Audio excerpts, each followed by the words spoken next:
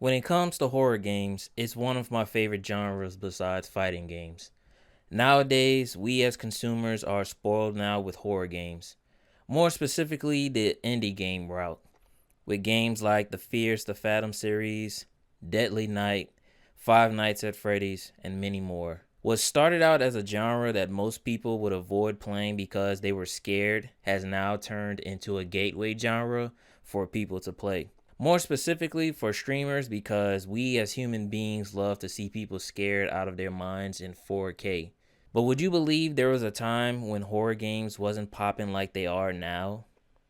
Well, I'm going to be talking about the specific horror games that saved the genre in this generation or ushered in a new life support for horror games. Now, before we get this list going, I'm going to mention some games I haven't played yet or am currently in the process of playing. These games have the same level of impact but just haven't been played yet, and those games are Little Nightmares, Evil Within, Dead by Daylight, and Silent Hill PT. Now, when it comes to horror games, you gotta have that feeling of isolation, terror, and no possible way of defending yourself.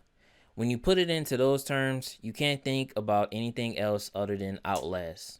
Outlast came out in 2013 and set the gaming community on fire. You play a journalist doing a follow-up tip about an asylum and get thrown into a story that you would need about 50 years worth of therapy just to get over. Outlast is without a doubt the horror game that saved the horror genre completely.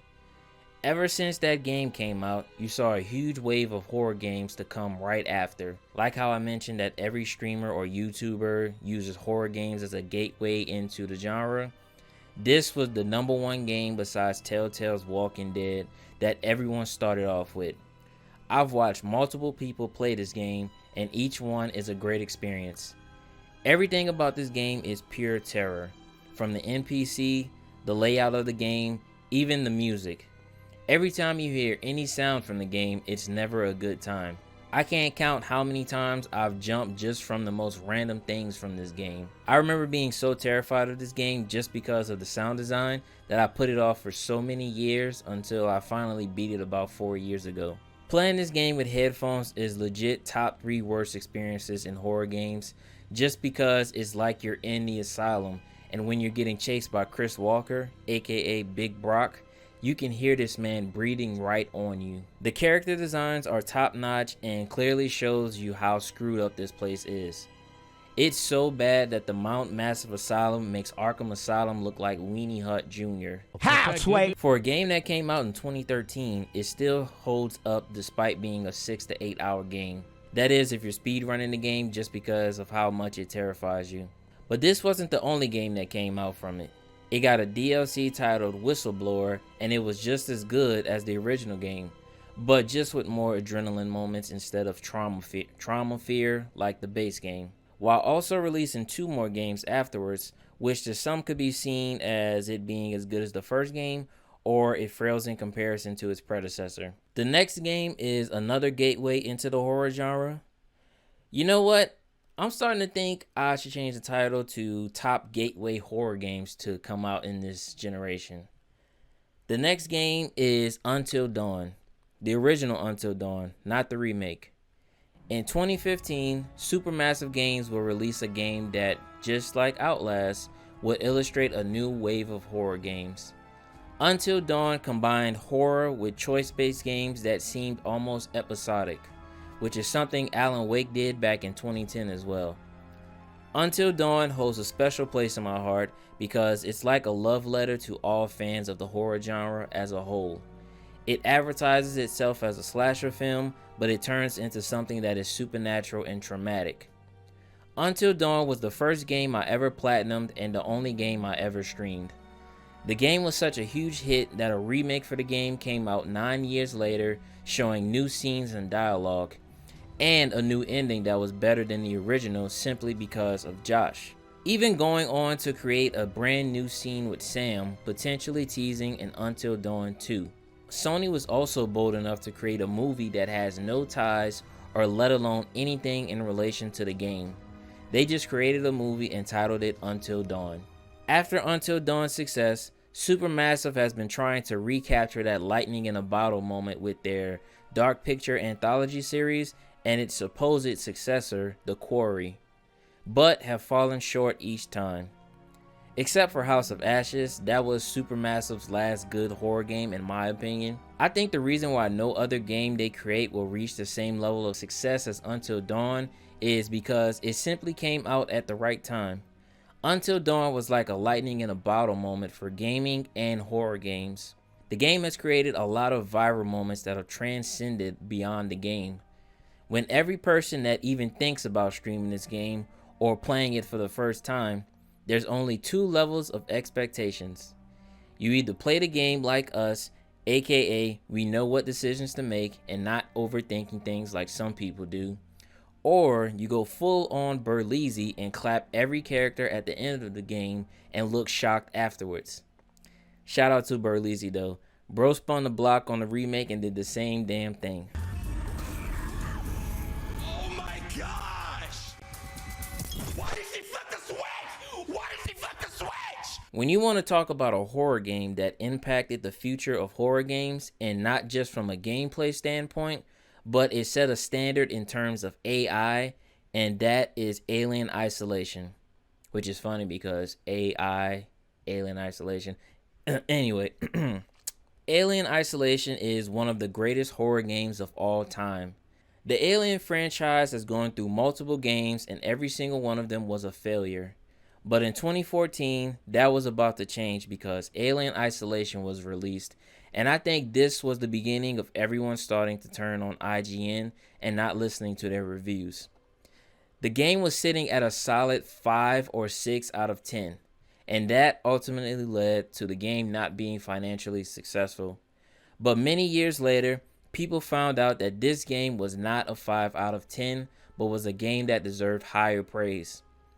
The game's sound design and gameplay made you truly feel like you were in an alien movie, dealing with nothing but xenomorphs, facehuggers, and rogue androids. Speaking of xenomorph, whatever AI was being used for the xenomorph needs to be used for every single horror game moving forward. Now, if you haven't played the game, you're probably wondering what's so special about it. Or if you played the game, you're either like, what the hell are you thinking? Or you're like, hold up, let him cook. Now, the xenomorph in the game has a special kind of AI that thinks just like you. It picks up on your patterns of where you hide, it knows where you're gonna go and how you play the game. It relentlessly hunts you down throughout the whole game. But here's the kicker. The harder the difficulty, the smarter it is. Playing the game on Nightmare is like being hunted by Arkham Batman. You're cooked, buddy. Now imagine a smart AI like that in every single horror game. Buddy, you're basically playing against a Souls boss. Like, I wish I could find out who was the first person to realize that these big time reviewers were full of it when it comes to this game and told everyone that this game was amazing because gaming media tried to bury this game for unknown reasons. But the gaming audience brought it back to life, showing that players do have power when it's used correctly. This one is a combination of multiple games, and that's the Resident Evil remakes. Now I'm going to be honest. I never played the Resident Evil games, but was very familiar with the lore and certain aspects of the games, simply because of the Resident Evil movies, which were peak, by the way, and don't let anyone tell you differently. I remember seeing the first trailer for the Resident Evil 2 remake, and I knew right then and there that I was going to play this game. Resident Evil 2 remake came out in 2019, or as others like to call it, the pandemic era, and boy was this an experience. From a visual standpoint, it is far more superior than its 1998 counterpart in every step of the way, taking the success of the RE engine used in Resident Evil 7 and turned the game into something special.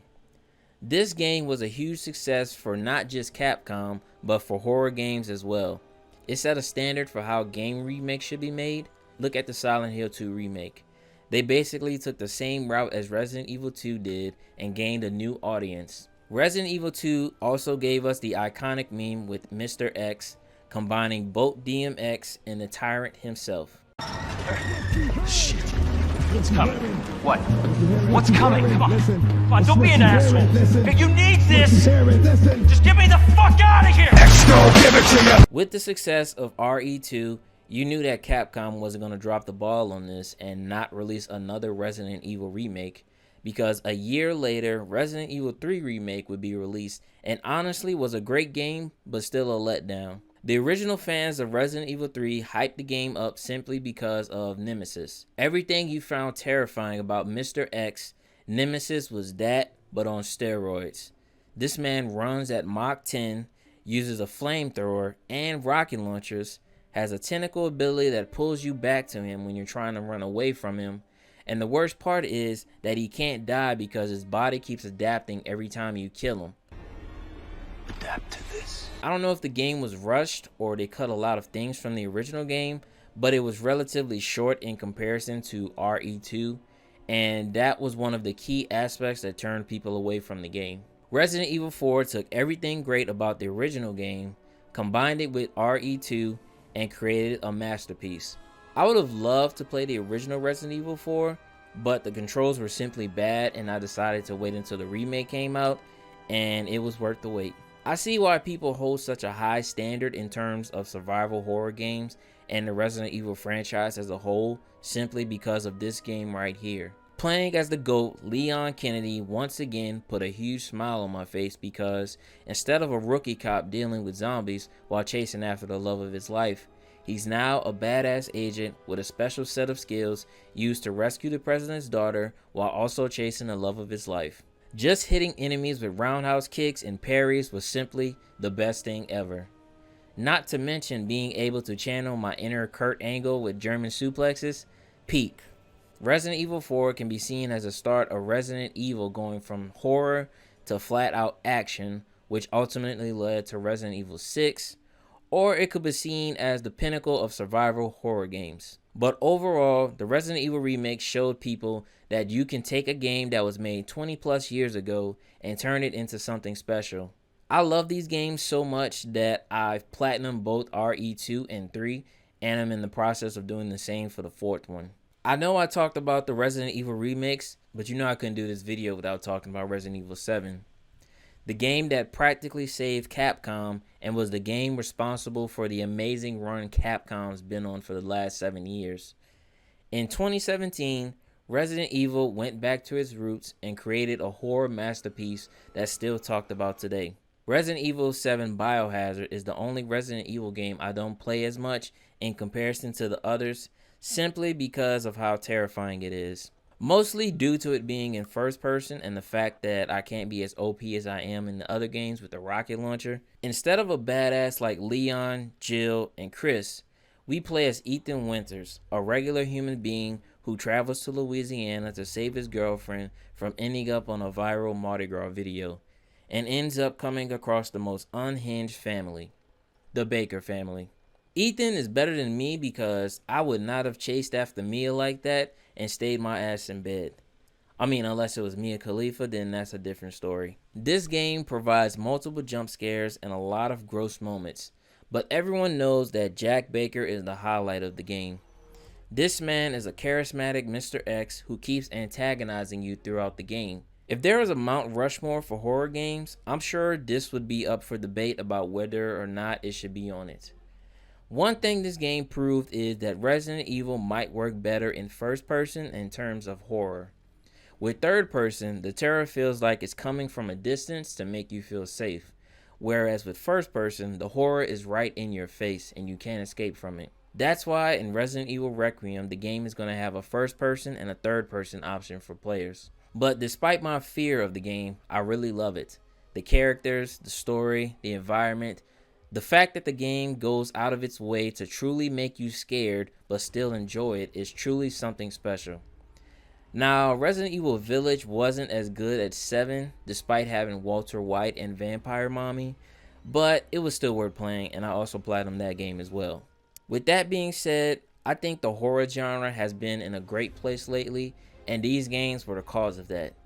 I know someone in the comments is going to correct me about how come this game wasn't mentioned, or why didn't a game back in 1776 wasn't mentioned, and I'm like, because I wasn't born at the time?